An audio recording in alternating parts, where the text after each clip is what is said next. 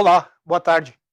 Sejam bem-vindos à nossa reunião virtual para a apresentação dos resultados do primeiro trimestre de 2025. Esse evento está sendo gravado e conta com tradução simultânea para o inglês. To listen the audio in English, press the interpretation button at the lower right-hand side of the screen. Como de costume, o evento será dividido em duas partes. Na primeira parte, nosso CEO, André Haui, e nosso CFO, Rafael Sperendio, apresentarão as principais entregas dos primeiros 3 meses do ano. A apresentação pode ser baixada no nosso site de relações com investidores pelo endereço www.bbseguridaderi.com.br. Na segunda parte do evento, haverá uma sessão de perguntas e respostas, quando analistas e investidores poderão solicitar esclarecimentos adicionais. Darei as orientações para a participação no Q&A após apresentações. Agora, gostaria de passar a palavra para o André, que falará dos principais resultados do trimestre. André, Obrigado, com Felipe. você. Boa tarde, meus amigos e minhas amigas. Gostaria de iniciar agradecendo a todas as pessoas que estão acompanhando a reunião virtual sobre o nosso desempenho do primeiro trimestre de 2025. Nosso lucro gerencial, que não considera as normas do IFRS 17, atingiu a marca de R$ 2 bilhões, um crescimento de 8,3% em relação ao mesmo período do ano passado. O desempenho foi suportado tanto pelo crescimento do resultado operacional não decorrente de juros, que foi 4% maior no período, quanto pela expansão de 38% do resultado financeiro. Nossos prêmios, ganhos retidos, principal métrica de receita da seguradora, totalizaram R$ 3,6 bilhões, um crescimento de 7,1% no primeiro trimestre. A sinistralidade, que já tinha encerrado ano passado no menor patamar histórico, caiu 0,3 ponto percentual, fechando o trimestre em 26,1%. Nos nossos negócios de acumulação, as reservas de previdência expandiram 8,2% em 12 meses e chegaram à expressiva marca de R$ 440 bilhões. Na BB Corretora, as receitas de corretagem totalizaram R$ 1,4 bilhão, com alta de 4,1%. Agora, vamos falar um pouco sobre os principais avanços que tivemos, tanto no âmbito do nosso portfólio de produtos, como em canais alternativos de distribuição. Neste trimestre, foram investidos quase R$ 127 milhões no desenvolvimento de novos produtos, maturação das plataformas digitais e sustentação dos negócios, garantindo 99% de disponibilidade dos sistemas e redução do nosso time to market. Apenas no primeiro trimestre, colocamos no ar 2 produtos que abrem importantes avenidas de crescimento para a companhia. A primeira delas foi o BB Seguros Consórcio Protegido, um seguro prestamista que provê tranquilidade aos cotistas da carteira de consórcios do Banco do Brasil e que liquida a carta de crédito em caso de falecimento do titular. Em pouco mais de um mês, foram cerca de 4.000 apólices vendidas. Junto com o BB, também marcamos presença no programa Crédito do Trabalhador, com a oferta de seguro prestamista no consignado privado. Desde o lançamento do produto, no final de março, foram R$ 61 milhões de prêmios emitidos. Com os ajustes nas condições de contratação do seguro vida produtor rural que fizemos no ano passado, atingimos um crescimento significativo de 39% nesse produto. No âmbito da nossa estratégia de diversificação de canais, alcançamos o volume de R$ 419 milhões em prêmios emitidos por meio de parceiros comerciais, equivalente a 10% do total da seguradora. No segmento de negócios estruturados, onde temos operação de co-seguro de vida e seguro de placas solares, crescemos 41% em relação ao primeiro TRI de 2024. Nas parcerias com cooperativas e revendedoras agrícolas, a evolução foi de 67%. Em capitalização, também entregamos um bom desempenho, arrecadando cerca de R$ 90 milhões via parceiros, uma alta de 38% ano contra ano. Tivemos também mais avanços nos negócios de distribuição graças à plataforma Maestro de gestão centralizada da BB Corretora, que desempenha um papel fundamental para que a nossa empresa de distribuição ganhe cada vez mais protagonismo. Com esta plataforma, estamos aptos a conectar jornadas de vendas de diferentes canais e parceiros e oferecer flexibilidade para a criação de campanhas e estratégias comerciais. Um exemplo de evolução recente é a habilitação da venda de seguros garantia de licitações no portal Licitações Z, o maior da América Latina e que no último ano transacionou mais de R$ 50 bilhões envolvendo cerca de 1.080 órgãos públicos e 318 mil fornecedores, mais um novo canal de alto potencial e com posicionamento institucional relevante. Também seguimos investindo na melhoria das jornadas em canais digitais, o que contribuiu para a comercialização de mais de 246 mil produtos, o equivalente a 17% da quantidade total vendida no trimestre. Quero destacar que 48% das contratações no digital foram realizadas por novos clientes, reforçando a importância desse canal para a nossa estratégia de ampliação de base e popularização das soluções de proteção. Passando para a próxima página, nós vemos aqui que todas essas melhorias foram impulsionadas graças à nossa busca incessante por gerar valor e atender bem nossos clientes atuais e potenciais. Isso se materializa no nosso NPS consolidado na zona de qualidade, avançando 4,6 pontos em relação a março de 2024. O número de reclamações segue caindo em 12 meses, tem mais de 25% de redução. Com isso, conseguimos fidelizar os clientes e o churn retraiu 15% no período. E o nível de proteção da nossa base continua evoluindo. O número de clientes superprotegidos, que são aqueles com 4 ou mais produtos, cresceu 9,7%. A esteira de atendimento e os benefícios diferenciados oferecidos a esse público refletiam um NPS de atendimento 1,8% superior e um NPS relacional quase 6 pontos maior que a média dos demais clientes. Bom, finalizo aqui a minha fala e passo agora a palavra para o Rafael, que seguirá com o detalhamento do resultado. Retorno em breve para a sessão de perguntas e respostas. Obrigado, André. Bom, senhores, iniciando aqui no detalhamento dos números, né?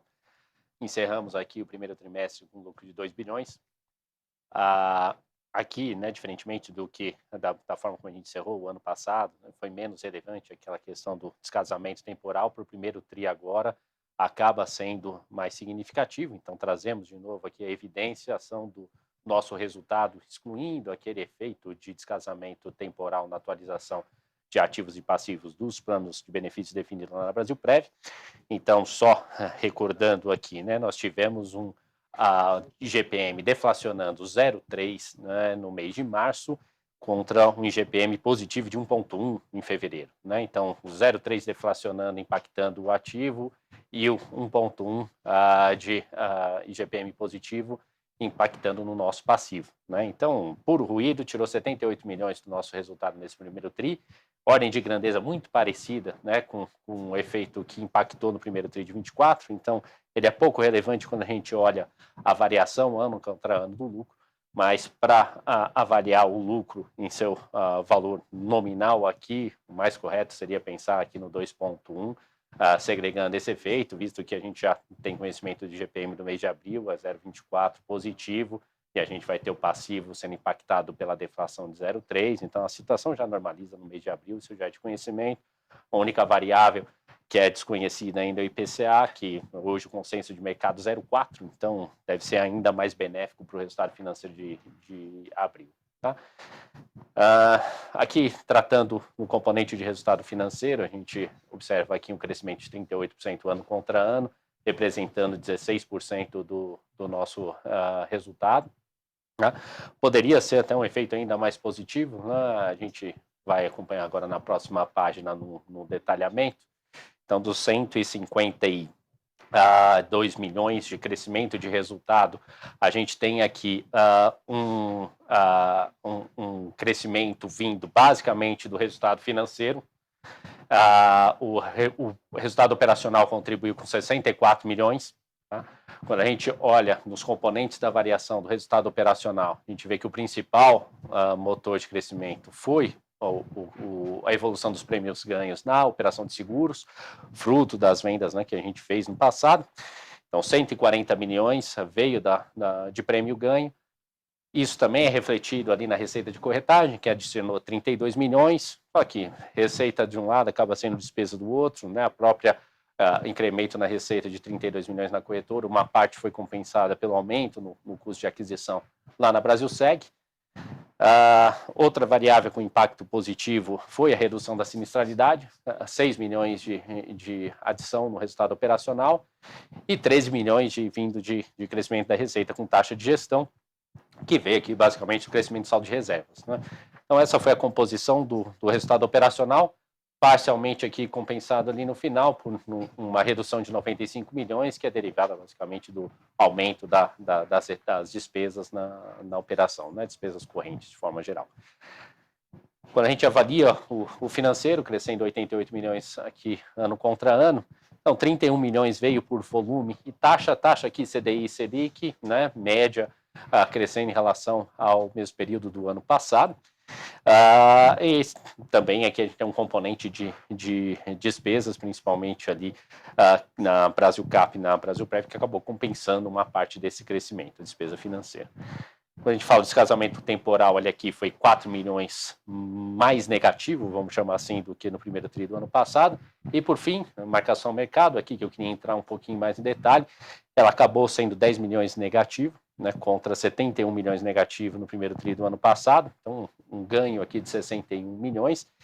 Algo que a gente vinha já reforçando para o mercado, que a gente deve ter um impacto mais positivo de marcação ao mercado, ele já aparece agora no primeiro tri, que eu mencionei anteriormente, que ele poderia ser ainda melhor, é que boa parte da nossa exposição que ela está em títulos vinculados à inflação, e a curva real, essencialmente no primeiro trimestre, ela até acabou abrindo em alguns vencimentos, então a gente ainda não capturou todo o movimento positivo de fechamento da estrutura a termo no primeiro tri, ela está acontecendo agora no segundo trimestre, tá? Sem falar a questão do próprio descasamento e dos índices de inflação, que agora a consenso de mercado já prevê um IPCA acima de GPM. Então, deve ser mais um fator positivo para resultado financeiro. Então, aquele crescimento que eu mencionei, em torno de 38%, hoje, com base nas informações disponíveis, a tendência é que ela se acelere ao longo do ano.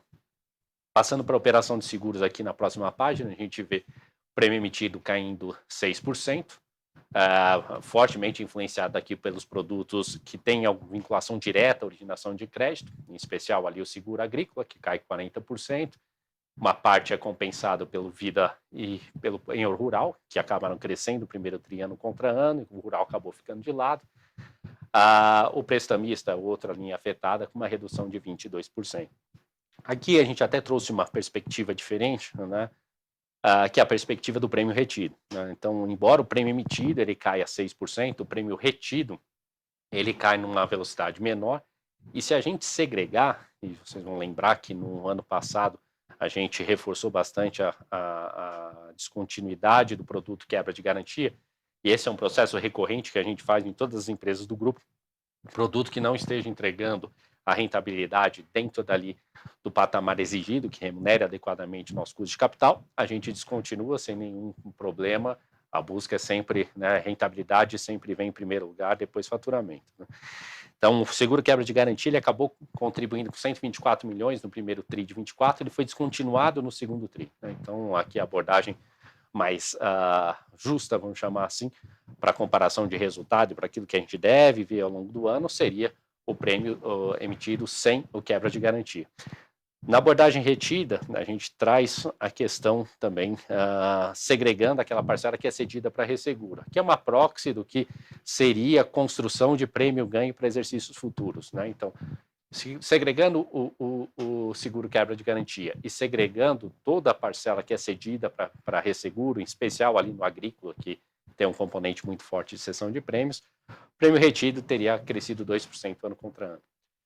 Quando a gente olha na qualidade da operação, a gente observa aqui um aumento do índice combinado, mas ele vem pelo aumento do comissionamento. Aqui, basicamente relacionado a mix, né, o agrícola, que é o produto de menor comissionamento, perdendo participação no mix de prêmios, e outros produtos com índice de comissionamento ali na média ou acima, acabam ganhando participação, por isso o comissionamento médio sobe. Sinistralidade, principal destaque, cai ano contra ano. Aqui, vida é o principal destaque de redução. Tivemos ali um aumento já esperado, né, e amplamente já noticiado a mercado no seguro agrícola, por conta de efeito de laninha. Então, tivemos ali um impacto em Mato Grosso do Sul, Paraná e, por fim, no Rio Grande do Sul. Então, esse impacto no seguro agrícola acabou elevando um pouco a sinistralidade do segmento rural, mas que acabou sendo compensado tanto por mix como no segmento de vida, tá? Diferentemente do ano passado, né, a gente lembra o desastre que aconteceu no Rio Grande do Sul, ele foi concentrado ali no segundo trimestre. A princípio, não tem nenhum indício de que isso possa se repetir. E boa parte, quando a gente olha da safra de milho, segunda safra, né, e soja, já foram colhidas. Né? Soja na ordem de 80% já foi colhida, milho na ordem de 60% já foi colhida. Então, não temos nenhum indício de que a gente possa ter uma sinistralidade do segundo TRI no mesmo patamar que ela foi no ano passado. Então, a gente deve observar uma melhora desse índice ao longo do exercício de 2025. Previsão climática hoje indica predominância de neutralidade até o início do ano que vem. Tá? Então, nenhum indício de preocupação. Pelo contrário, a gente deve continuar observando uma melhora do índice ao longo do ano. Índice de despesas ali no mesmo patamar do ano passado. Financeiro crescendo 40%, aqui é uma carteira muito concentrada em pós-fixado, beneficiada diretamente aqui pelo aumento da taxa Selic. Por fim, o lucro cresce 9%. Né? Então, a gente tem uma combinação de um prêmio-ganho crescendo da ordem de 8%, uma leve piora do índice combinado, mas por um bom motivo, porque é o comissionamento médio subindo, que vai refletir lá na BB Corretora, mas com o financeiro crescendo 40%, e aí, por fim, o lucro cresce num ritmo mais forte que a receita por conta da melhora do resultado financeiro.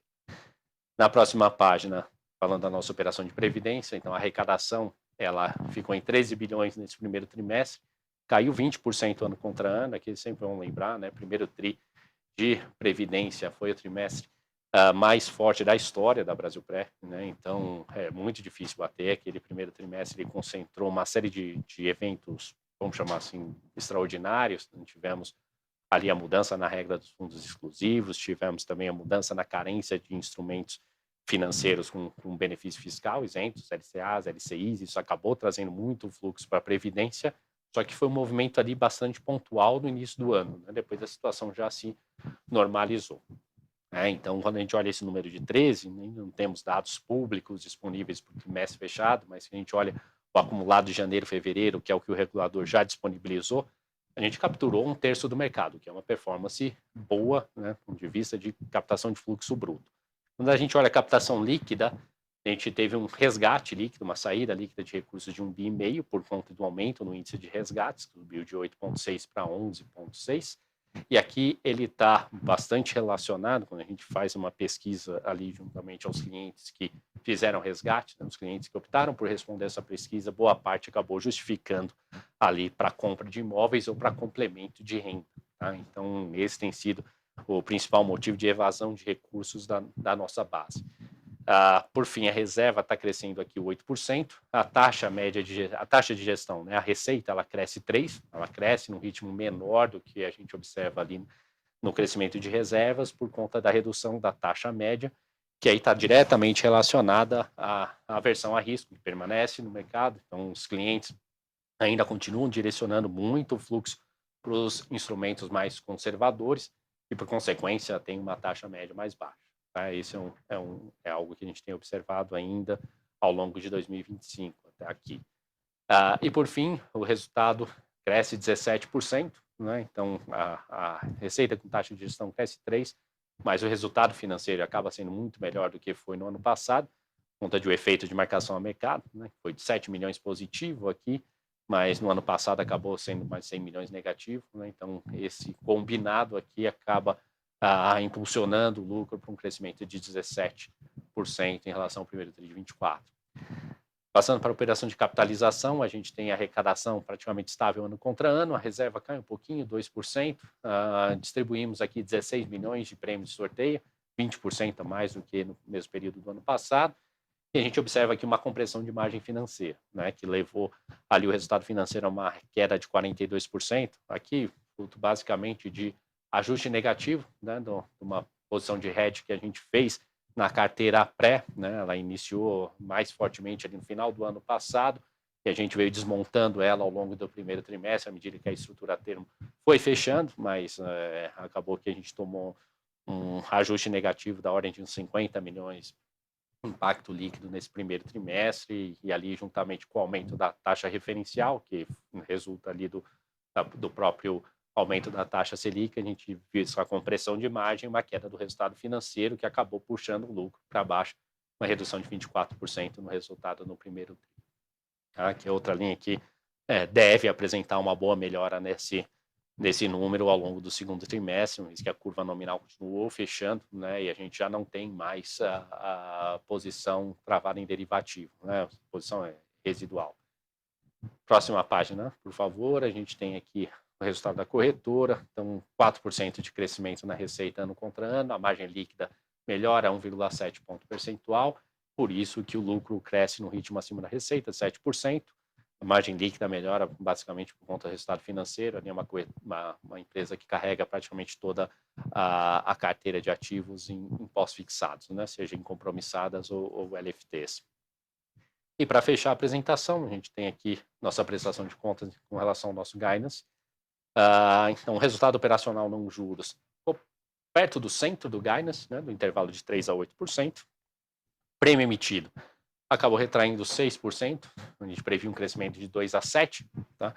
Ali, principal motivo, os produtos vinculados a crédito. A gente observa já ao longo de abril uma boa reação do prestamista, né, principalmente pelos produtos que o André mencionou na fala dele, né, são produtos que entraram no final do mês de março, então a gente acabou não vendo esse resultado aparecendo ali, seja o prestamista no consórcio ou especialmente porque vai trazer mais resultado de curto prazo, que é o prestamista no consignado privado, né, então a gente já observa essa reação e tem uma variável ainda extremamente importante que ainda é desconhecida, né, que é tamanho de plano safra, tamanho de subsídio para seguro agrícola, que a gente deve tomar conhecimento ao longo do segundo trimestre, entender ainda se é factível ou não a manutenção desse intervalo de crescimento ao longo do ano. Tá? Para a reserva de previdência também ficamos abaixo, 8,7, quando previsto era um intervalo de 12 a 16. Lembrando aqui, o intervalo de 12 a 16 é para o ano fechado, então ficar abaixo desse intervalo é algo que a gente já previa no primeiro trimestre. Isso que a própria taxa Selic, a taxa média, né, ela deve se acelerar ao longo do ano. Né? A própria taxa está abaixo desse intervalo e ela está acumulando 11% nos últimos 12 meses. Então, à medida que a taxa média acelere, que é essa expectativa, principalmente no segundo e terceiro trimestres, a gente deve observar, né, essa nossa expectativa, que o resultado realizado aqui de crescimento de reservas está convergindo para o intervalo proposto. Tá? Então, aqui, por enquanto, tudo dentro do previsto. Bom, esses eram os principais destaques que eu queria trazer, né, no resultado do período. E voltamos, né, em alguns minutos para a sessão de perguntas e respostas. Muito obrigado.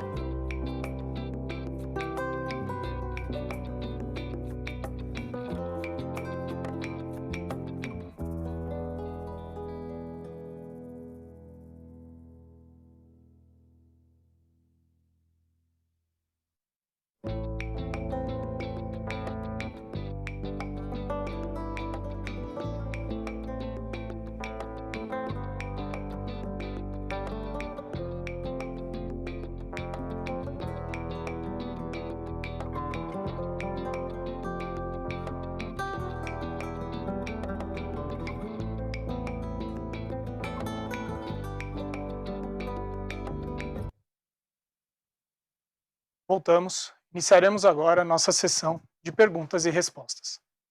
Quem desejar enviar uma pergunta por escrito, basta clicar no botão Q&A na parte inferior da tela. Procuraremos responder ao vivo todas as perguntas enviadas. Caso não seja possível, em função do tempo do evento, enviaremos a resposta para o e-mail cadastrado no ato da inscrição. Também permitiremos que alguns analistas façam suas perguntas por áudio. Para entrar na fila de quem deseja perguntar, é só clicar no botão Raise Hand e liberar o microfone quando for autorizado. As perguntas podem ser feitas em português ou inglês. Nós responderemos sempre em português. Agora sim, vamos iniciar agora com a pergunta do Caio Prato, do UBS BB. Caio, boa tarde, por favor, pode prosseguir.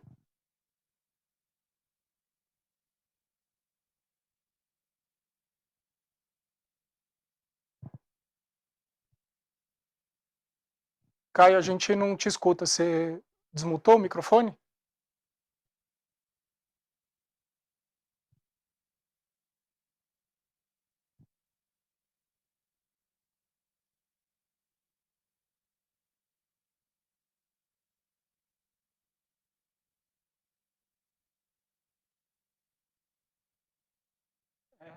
Bom, talvez o Caio esteja com algum problema no microfone. A próxima Alô, pergunta, vocês ela escutam vem agora? do... Voltou? Estamos escutando. Opa, Caio, pode fazer a pergunta, por favor. desculpa, pessoal. Boa tarde, Felipe, André Sperendio. Tenho duas aqui do meu lado. A primeira é em relação ao resultado financeiro da Prev. Vocês poderiam dar um pouquinho mais de detalhe em relação aos impactos normais, né, de ajuste temporal, marcação ao mercado e de índice, mas principalmente eu notei que vocês reclassificaram os ajustes de PCC no resultado financeiro, acho que dá impacto em torno de 35 milhões a menos, né, nesse trimestre. Mas por outro lado também ajuda um pouco o operacional. Só queria entender melhor essa reclassificação que vocês fizeram e se também já tem havia ajuste na base do primeiro trimestre de 24, porque isso aqui também afeta um pouco o crescimento do operacional de vocês. E depois eu volto com a segunda, por favor.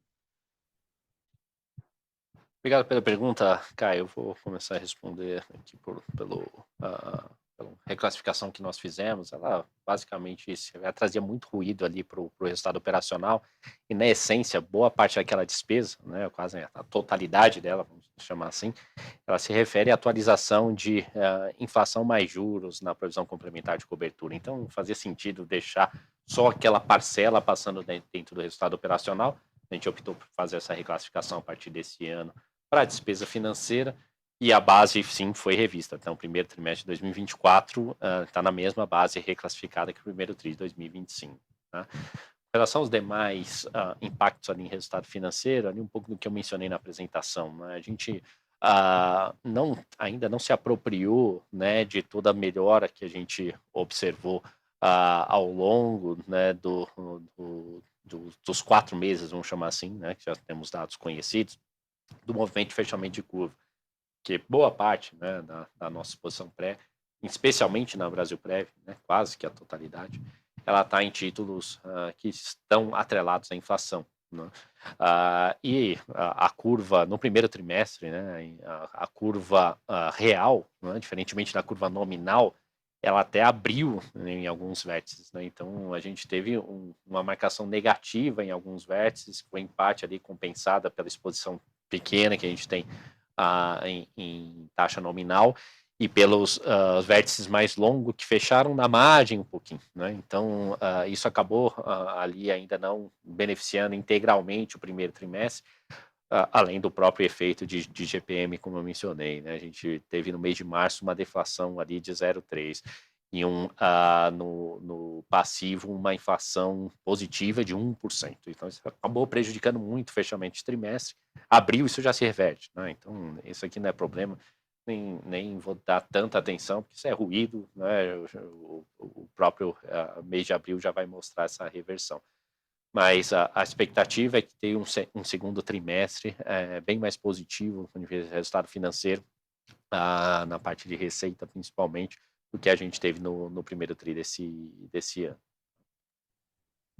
Tá ótimo, esperando estar claro. E a segunda é um pouco em relação ao guidance, né, na parte de prêmios de Brasil Seg, que você comentou um pouquinho também. acho que já era esperada, né? O início de ano um pouquinho mais fraco, mas queria saber se vocês podem dividir um pouco mais sobre quais linhas, né, vocês imaginam ter uma recuperação maior daqui para frente. Acho que o André e o Sperend já comentaram um pouco sobre o produto de consórcio e consignado privado, né, no prestamista. Vocês têm alguma ideia do tamanho da contribuição que pode vir desses dois produtos, especialmente do consignado, se der para dividir como tem sido a experiência de vocês no produto e se vocês esperam que essa penetração pode aumentar versus o que vocês já fizeram atualmente, por favor. Obrigado. Eu vou trazer um pouco mais de dados a respeito de prêmios, depois o André fica à vontade se quiser complementar, né? Bom, no que eu mencionei ali naquela dinâmica, e você mesmo reforçou aqui, Caio, já era previsto um primeiro tri, quando a gente olha a comparação, né, ano contra ano, mais difícil, né? A gente precisa lembrar, primeiro tri do ano passado, a gente tinha um ambiente completamente oposto do que a gente está vivendo hoje em dia.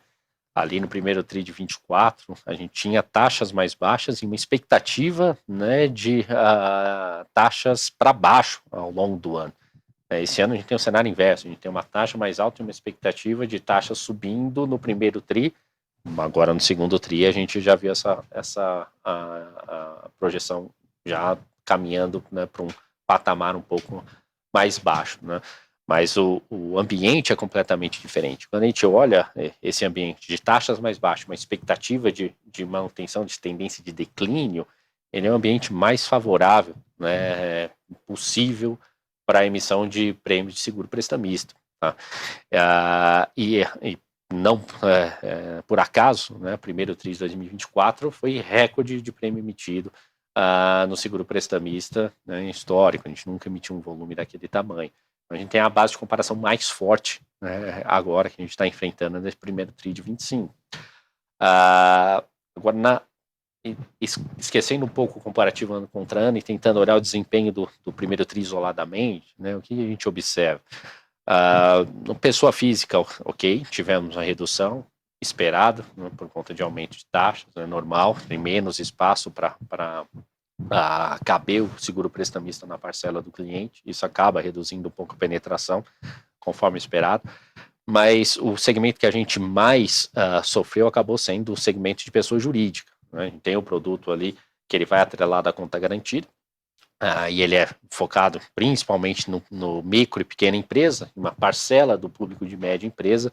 Então aqui a queda foi bem mais significativa, né? Tanto é que o prestamista PJ ele representava em torno de 20% do prêmio emitido de prestamista e passou a representar 8% nesse primeiro tri, né? Então metade da queda que vocês observaram ali, dos 21% aqui ano contra ano de redução do prestamista, metade dela vem do segmento de pessoa jurídica. Tá? Passando para o segundo trimestre, o que a gente observa? Eu mencionei no início da apresentação, né, de que os produtos novos, né, seja o consórcio, seja o prestamista no consignado privado, eles entraram só no final do mês de março, né? Então a gente não viu ainda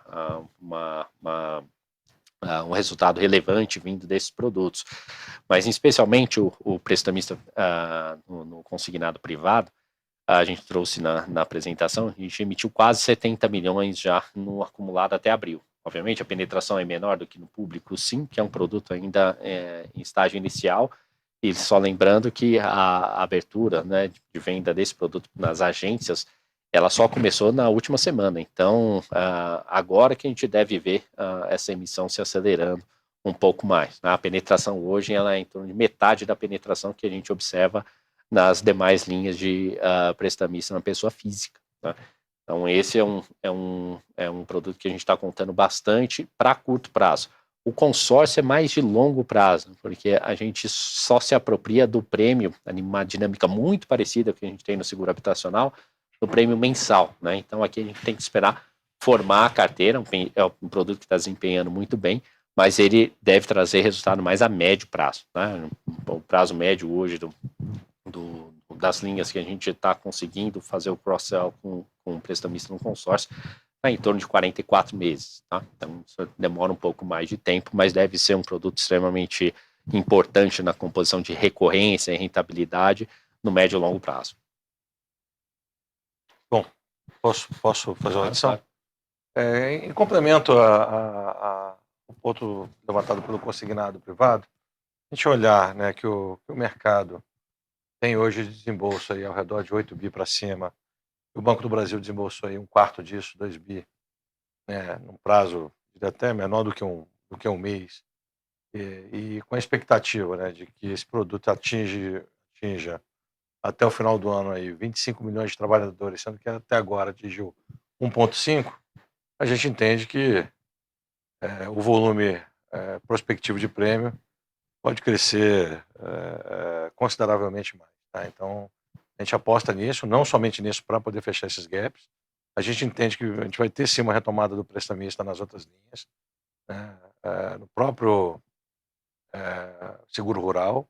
A gente tem visto aí o comportamento do Ouro Vida produtor rural desde o final do ano passado, né? No último TRI e nesse TRI, né? com alcance bem significativo.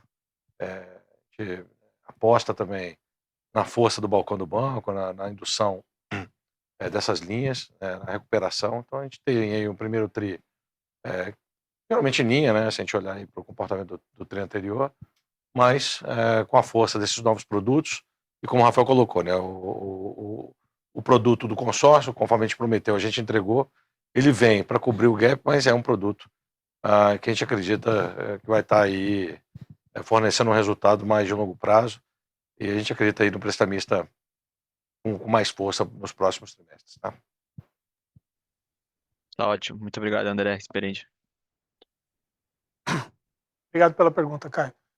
A próxima pergunta ela é do Daniel Vaz, do Banco Safra. Daniel, pode liberar o microfone e fazer sua pergunta, por favor.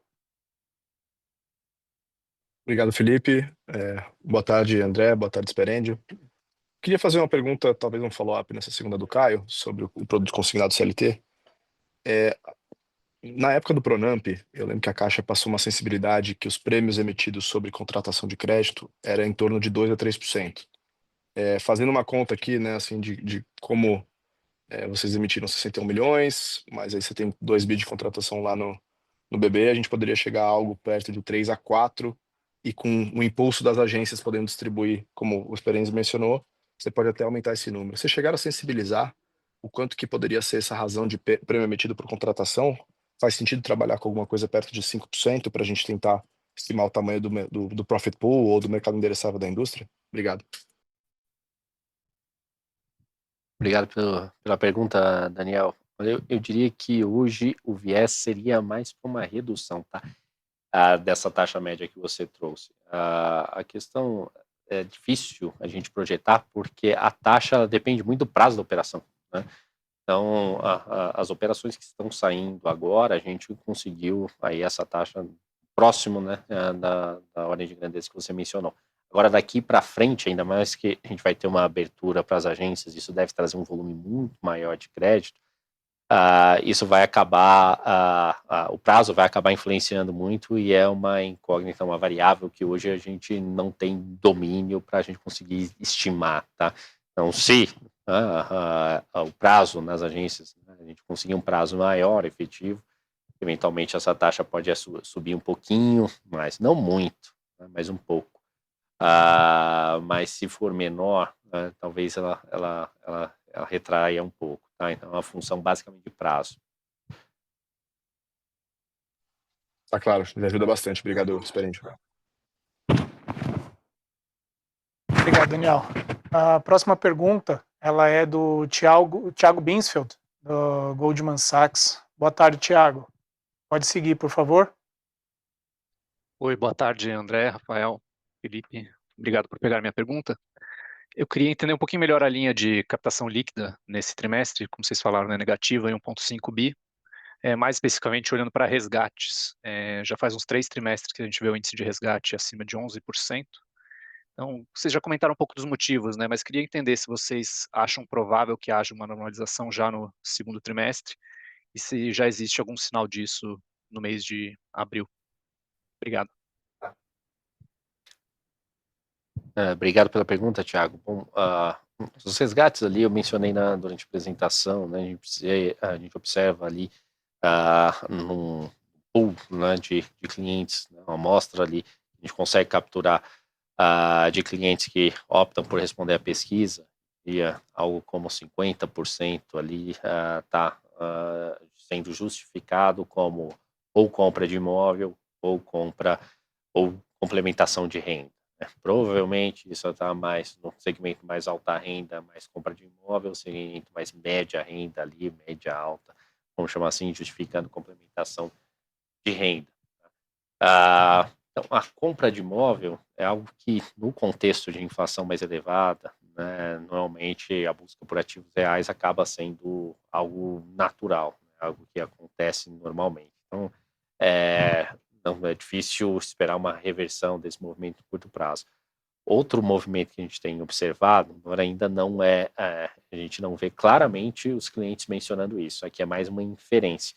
A gente tem sentido, né, do meio do ano passado para cá, né, quando começou uma volatilidade maior no mercado, uma competição, né, maior, a gente vê internamente a migração para ativos ou fundos de menor risco, né, que está diluindo a nossa taxa média de gestão, mas muito provavelmente essa é a nossa inferência, a gente deve estar também tendo competição com instrumentos isentos, né? Então, na busca ali, o brasileiro ele é extremamente avesso a risco, né? Então, a gente observou no ano passado uma abertura muito forte da estrutura a termos de taxa de juros que impactou, né, a rentabilidade dos nossos fundos, né, em especial aqueles que têm exposição à inflação, né, que é algo natural, a gente sempre busca, né, maximizar o retorno para o nosso cliente no longo prazo, então, naturalmente, a gente carrega uma exposição maior à inflação e a gente vinha carregando isso justamente porque as taxas reais estão em patamares extremamente atrativos,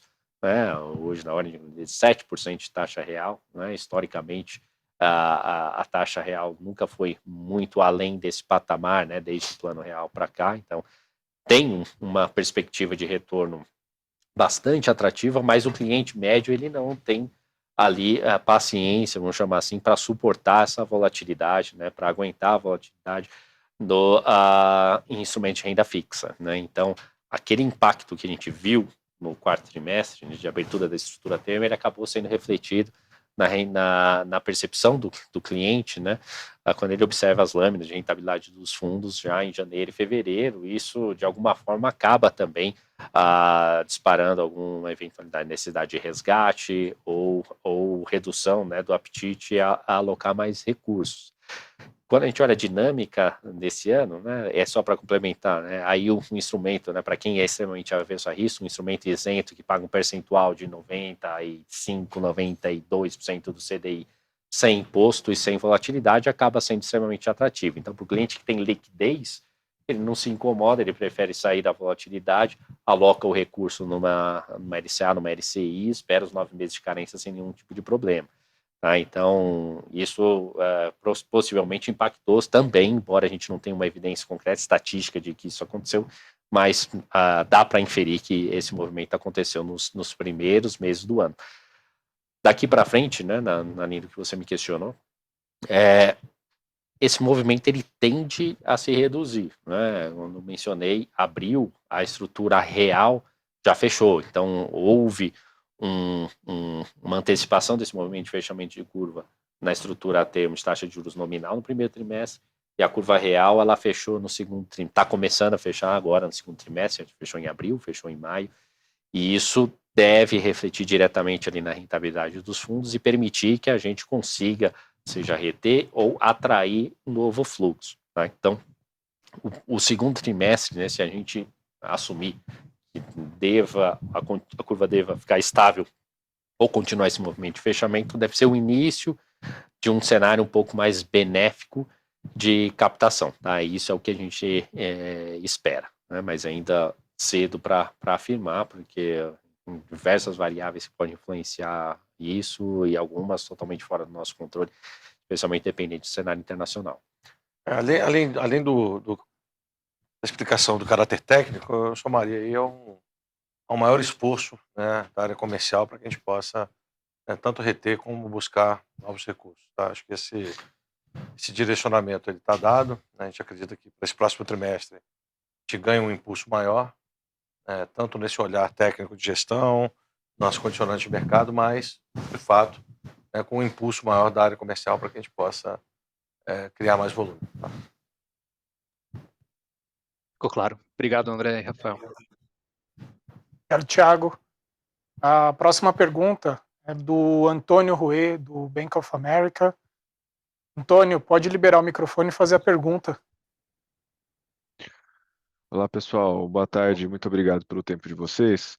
Eu gostaria de focar aqui em prêmios, né? Foi a parte que mais surpreendeu a gente aqui. Eu acho que será um tema importante da gente explorar. Você comentou, Rafael, que já esperava que rodasse, né, abaixo do guidance, né, nesse primeiro tri, até em termos de sazonalidade, mas o que eu queria entender assim, ele veio abaixo, ele rodar abaixo do guidance, eu acho que já era esperado, mas decepcionou, né, desde que vocês deram guidance no último tri.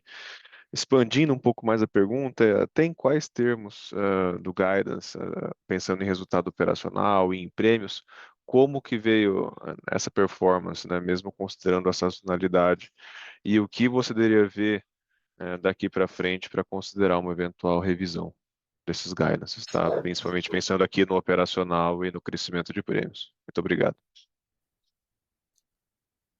Tony, obrigado pela pergunta. Até é uma boa oportunidade para deixar um pouco mais claro, né? Talvez não tenha feito entender bem. Quando eu disse que já era esperado um desempenho abaixo do guidance nesse primeiro trimestre, eu me referia ao crescimento de reserva de PIV na Brasilprev, tá? Justamente por conta da taxa de juros implícita ali dentro na projeção de retorno. Prêmio emitido, a gente não esperava ficar fora do guidance no primeiro trimestre, não. Tá? Isso acabou vindo abaixo um pouco da nossa estimativa para primeiro tri do ano, em especial ali no produto de agrícola e uma parte também no produto prestamista, embora ele tenha crescido em relação ao quarto trimestre, né? A gente observou uma queda em relação ao primeiro tri mais forte do que a gente previa. Na linha de prestamista em específico, ela já era esperada uma redução ano contra ano, tá? Mas o prêmio emitido total, a gente esperava crescimento ano contra ano, e aí uma parcela, né, desse desempenho abaixo do esperado veio do agrícola, outra parcela menor do seguro prestamista, em especial segmento de pessoa jurídica, tá? Então, acho que, deixando isso claro, acho que acabei respondendo as duas partes da sua pergunta. Tá ótimo, obrigado, Rafael. Se eu puder fazer uma segunda aqui, seria a Claro. questão do payout, né? Vocês já tinham comentado no passado um payout entre 85 e 90, só se vocês reportam esse soft guidance. Tá, legal. Aproveitando, acabei esquecendo, você acabou perguntando o que seria esperado, né, de variáveis que poderiam trazer sim, intervalo para o guidance.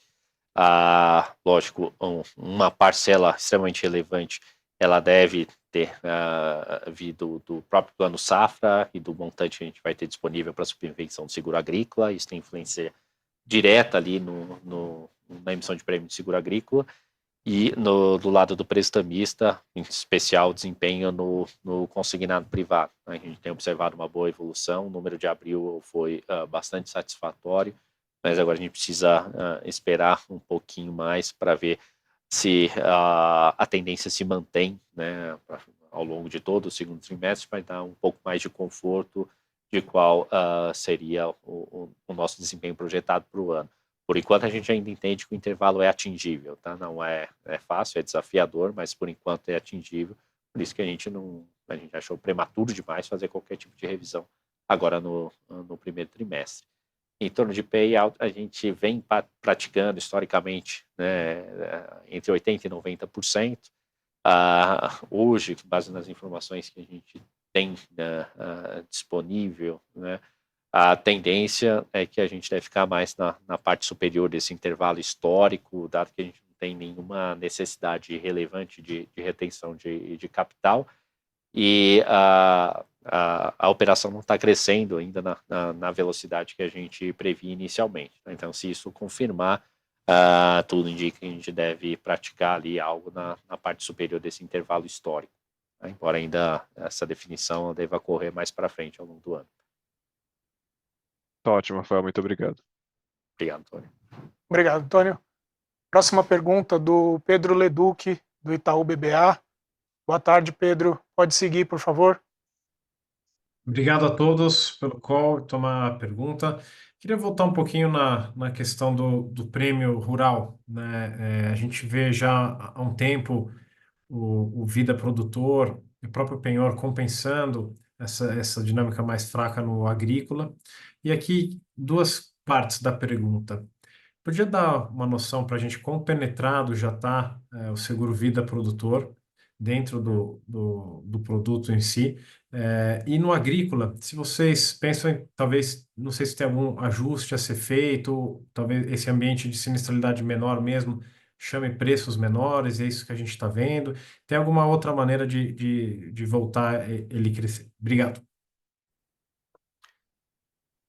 Obrigado pela pergunta, Pedro. Bom, em termos de oportunidade dentro do Vida Produtor Rural, de ordem de grandeza, a penetração hoje ela ainda algo como metade ou 2/3 da penetração que a gente tem no prestamista. Tá? Então ainda tem bastante espaço para crescer penetração.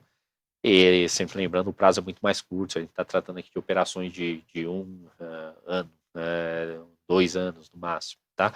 Para você entender bem a dinâmica, que vou tentar traduzir de forma bem simples, tá? Sem entrar muito no detalhe aqui, mas dentro do segmento rural nós temos 3 produtos, né? O agrícola, ele vai atrelado diretamente ao custeio, né?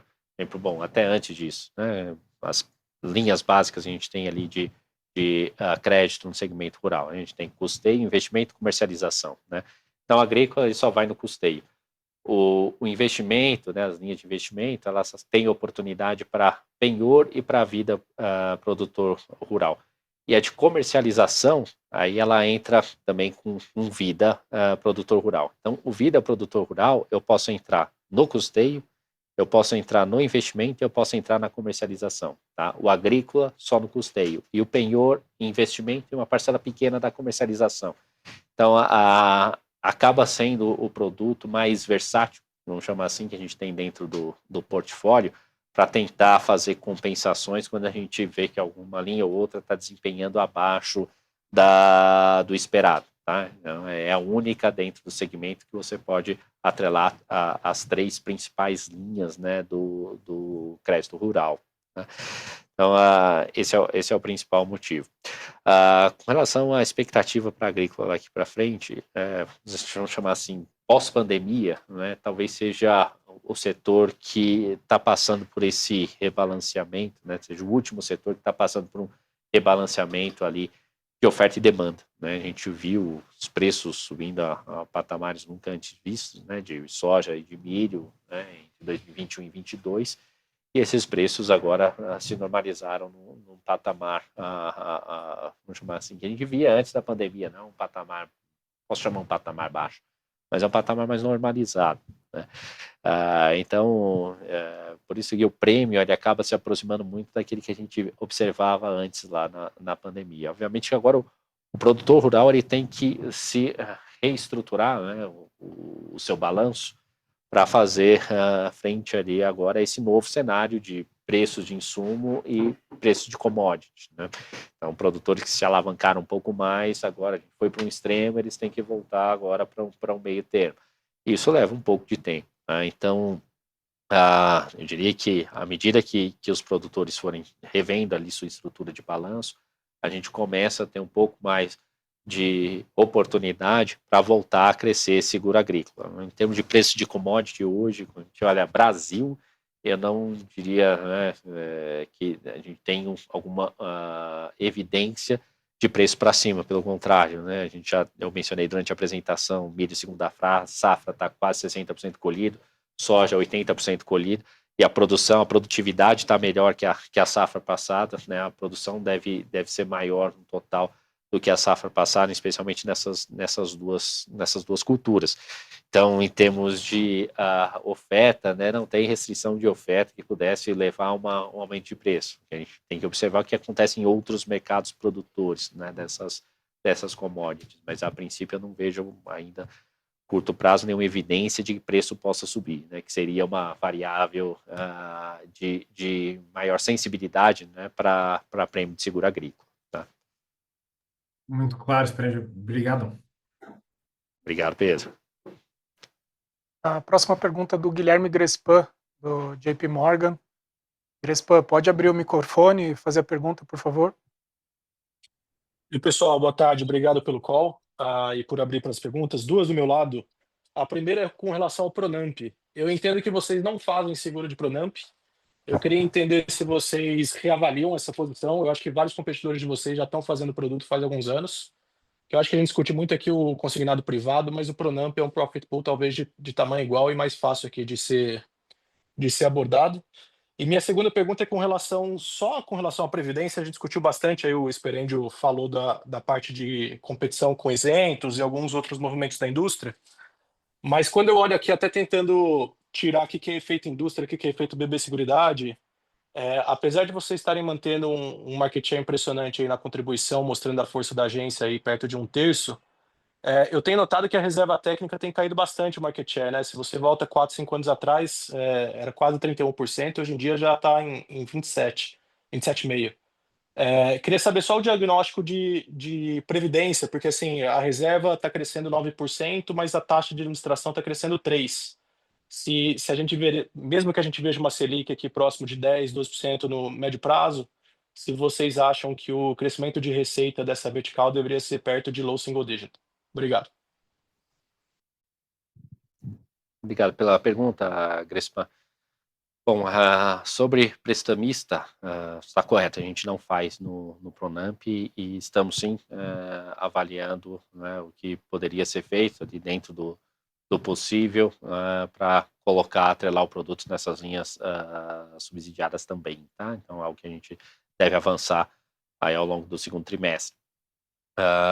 Com relação à previdência, minha dinâmica está correta, e principalmente por conta do componente retorno ali dentro, a gente compara o nosso retorno contra a indústria na média. Isso se justifica principalmente por uma maior concentração da indústria em títulos privados, né, diferentemente da Brasilprev, que acabaram se beneficiando mais, né, e tem menos volatilidade do que os fundos da Brasilprev, que acabam optando por ter uma maior concentração em risco de mercado, né, em título público, mas de duração mais longa, enquanto a indústria ela tem uma parcela maior de títulos privados que tem menos volatilidade, porque tem menos liquidez também, né? Então, esse é o principal ponto. Isso acaba refletindo diretamente no retorno, e o retorno da indústria acaba sendo um pouco maior do que o nosso, e por isso a gente acaba perdendo share em reservas, tá? Então, esse é o principal motivo. O segundo motivo, em menor influência, é o próprio índice de resgate, que acaba ali, o índice de portabilidade a gente tem o segundo menor da indústria, mas o nosso resgate, ele é acima da média do mercado hoje, ele está por cima da média, então isso acaba prejudicando um pouco, mas eu diria que a principal variável que influencia na variação do saldo de reserva, que está diretamente relacionada à dinâmica que você mencionou, a gente perdeu um pouquinho de participação, é a taxa de retorno implícita por conta dessa composição. Tá? Claro, diferente. Só um follow-up, então, se tivesse o nosso papel aqui de analista, a projeção de reserva técnica acho que é um pouco mais fácil, né? Assim, deveria seguir mais ou menos a Selic ali. E aí, assumindo que a Selic é uns 12, 13% na ponta média longa, você acha que o crescimento de taxa de administração para vocês no médio prazo é mais próximo de 5 ou mais próximo da Selic? A taxa média ela deve continuar caindo nesse ritmo ali, em torno de 1 BIP, entre 1 e 2, né, dependendo do contexto por trimestre. Então, eu não acredito que a taxa de gestão ela vai crescer Selic, não, pelo contrário, tá? Ela deve crescer menos. Quantificar isso agora é difícil, tá? Mas ela vai crescer menos, com toda certeza, do que a Selic média, tá? Tá bom, super claro. Obrigado, pessoal. Obrigado, Guilherme. Próxima pergunta do Marcelo Mizarri, do Bradesco BI. Mizarri, boa tarde. Pode abrir o microfone, fazer sua pergunta. Olá, pessoal. Obrigado aí pela oportunidade. Acho que a maioria das perguntas já foi. Eu só queria passar 2 pontos. O primeiro, sobre a questão do prestamista também. Então, se o maior motivo da queda do prestamista veio do efeito da pessoa jurídica, até, então, assim, mesmo com uma contratação, né, de pessoa jurídica, é difícil pensar numa recuperação relevante da contratação de pessoa jurídica e como vocês demonstraram, o efeito do consignado privado ele não é tão relevante, assim, ele não é tão grande assim para mudar a dinâmica, né? No terceiro trimestre do ano passado, o nível de prêmio, de emissão de prêmio prestamista foi bastante forte, né? Então, acho que a base de comparação daqui em diante, ela é um pouco melhor no segundo tri, mas depois ela piora para frente, né? Mesmo assim, vocês acreditam que dá para voltar a ter crescimento de emissão de seguro prestamista nos próximos trimestres? Essa é uma pergunta. E a outra seria sobre a questão da alocação de capital, né, da distribuição de dividendos. Eu ia perguntar se esse ano também teria impacto para a recompra ou se esse ano ficaria mais no dividendos. E aí queria que você talvez, Rafa, lembrasse a gente a conta ali das regras, né, ali, o que precisa para poder voltar a fazer recompra. Bom, Mizrahi, obrigado pela pergunta. Deixa eu começar pela última, tá? Em termos de dividendo e recompra, então a gente já atingiu o prazo limite, né, legal do programa, ele foi encerrado em fevereiro, né, no meio do primeiro trimestre. Por enquanto, a gente não tem nenhum indício, né, de que possa nos levar a abrir um novo, né, programa de recompra neste ano. Tá? Então, acho que o mercado pode assumir que 100% do fluxo de caixa passível de distribuição deva vir por meio de dividendos e não mais por recompra nesse ano de 2025. Tá? Com relação a prestamista, sim, a gente ainda entende factível pensar em crescimento por efeito base, como você bem mencionou. O segundo e o quarto trimestres, né, eles são bases bem mais fracas, né? Então, a gente já observa uma reação importante no mês de abril. Há algo que a gente tem que aguardar um pouco mais para ver se essa expectativa ela vai se materializar ou não.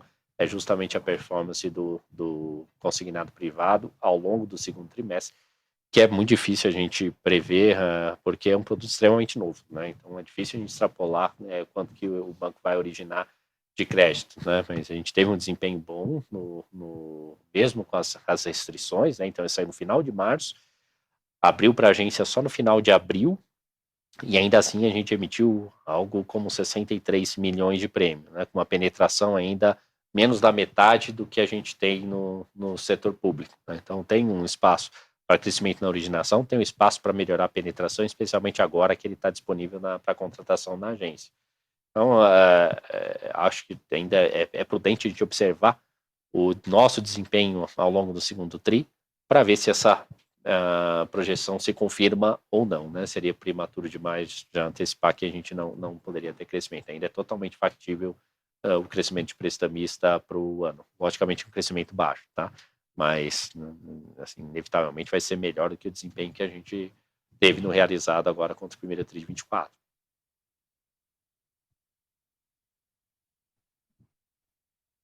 Legal, obrigado, pessoal. Obrigado. Obrigado, Mizrahi. Bom, a gente tem tempo para mais uma pergunta. A pergunta do Eduardo Nishio, da Genial Investimentos. Nishio, boa tarde. Pode abrir o microfone e fazer a sua pergunta, por favor? Boa tarde, obrigado pela oportunidade.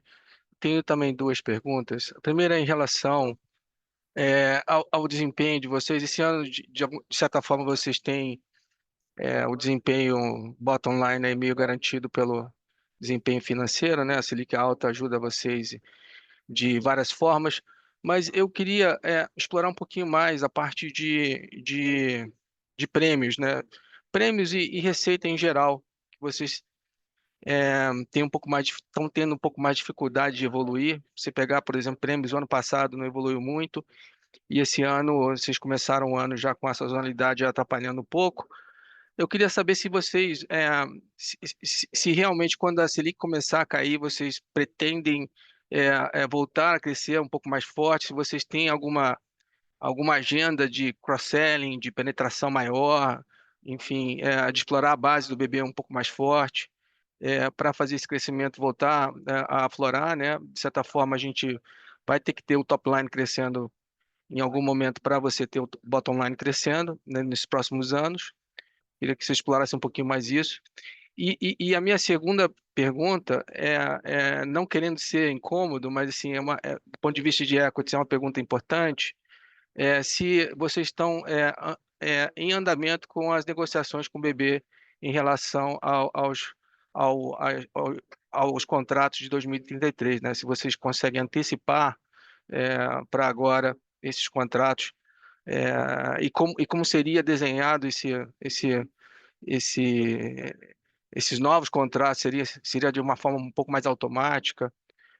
Se vocês pudessem explorar um pouquinho mais essa agenda, porque é uma agenda importante do ponto de vista de equity. Muito obrigado.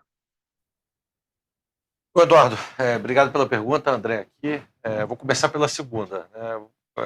A mesma resposta da última vez. A gente, desde que chegou, vem conversando com o banco, obviamente, isso não é tabu dentro da instituição, mas a gente tem ainda aí um tempo de maturação para a gente, né, caminhar para o modelo que vai ser do futuro. Então, por hora, a gente está focado aí na operação em si, extrair o melhor resultado das parcerias, tá? Então, isso vai ser endereçado no momento certo. A gente não tá preocupado, né, com esse adiantamento agora, porque não é uma conversa difícil, estamos todos dentro de casa. Sobre a primeira pergunta, sim, né, a BB Seguridade, o escritório fica dentro do banco, né? Já facilita muitas conversas com as diversas áreas que, né, compõem o banco, as diversas diretorias, principalmente as diretorias comerciais, né, e as diretorias financeiras, onde a gente estabelece aí as métricas em conjunto e tenta adentrar o balcão. Obviamente o banco tem, né, prioridades, né, e essas prioridades elas caminham a par e passo com as prioridades da BB Seguridade, até porque o banco, no final do dia, é o acionista controlador e o resultado, em grande parte, morre lá, né, no balanço do banco. Então, sim, a gente tem aí, como você pode ver, as iniciativas que a gente tem colocado de pé, né? Colocar aí uma iniciativa que a gente falou no passado, está de pé, está rodando, que é do consórcio. Isso vem junto, né, uma linha de cross-sell, mas a gente tem tentado, né, buscado entrar cada vez mais nas linhas de atacado, né? A gente tem crescido ali também.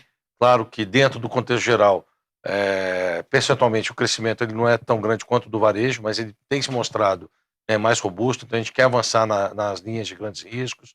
A gente conversa assim para a gente poder montar, né, pacotes e junto, e essa conversa ela tem sido cada vez mais constante. Então a gente confia, a gente sabe que o banco ele busca, né, dentro desse resultado da seguridade, uma parte relevante do resultado que o banco apresenta, e essa dinâmica ela vai acontecer mais forte, sim, né, não só nesse próximo TRI, como daqui para frente, tá? Acho que as discussões estão sempre mais quentes, né, até pelo valor que a gente pode aportar, né, pelo nosso custo de capital.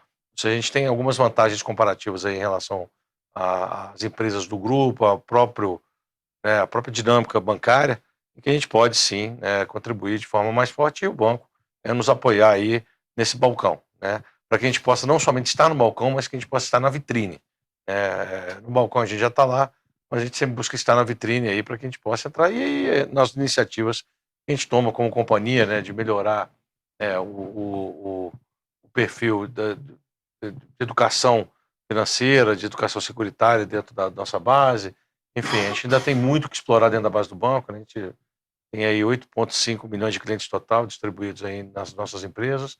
A gente sabe aí que a gente tem um potencial 4, 5 vezes maior para poder alcançar. E a gente vem crescendo, né, e trazendo aí novidades, que acho que o principal é a inovação que vem de dentro da companhia. Então, pode esperar com certeza que a gente vai estar cada vez mais próximo e conforme eu falei na fala anterior, né, esse resultado do primeiro TRI não reflete o que a gente está buscando para o ano, o que a gente projetou. Então, isso aí para a gente tá dentro, né, do que a gente quer. Acho que o prêmio ali surpreendeu um pouco, mas de resto a gente espera e tem certeza que a gente vai alcançar aí os resultados projetados, tá?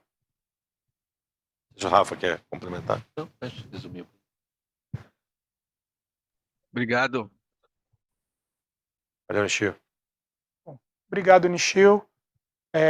Com isso a gente termina aqui o nosso nossa reunião virtual dos resultados do primeiro trimestre. Agradecer a participação de todos e passar a palavra para o André, para o Rafael, para que eles façam as considerações finais. Eu agradeço mais uma vez, né, todos que participaram, especialmente aqueles que fizeram perguntas na nossa call de resultados, e permaneço, né, tanto eu como o time de relações com investidores, disponível para qualquer tipo de pergunta que ainda tenha permanecido. Tá? Obrigado e uma boa tarde a todos.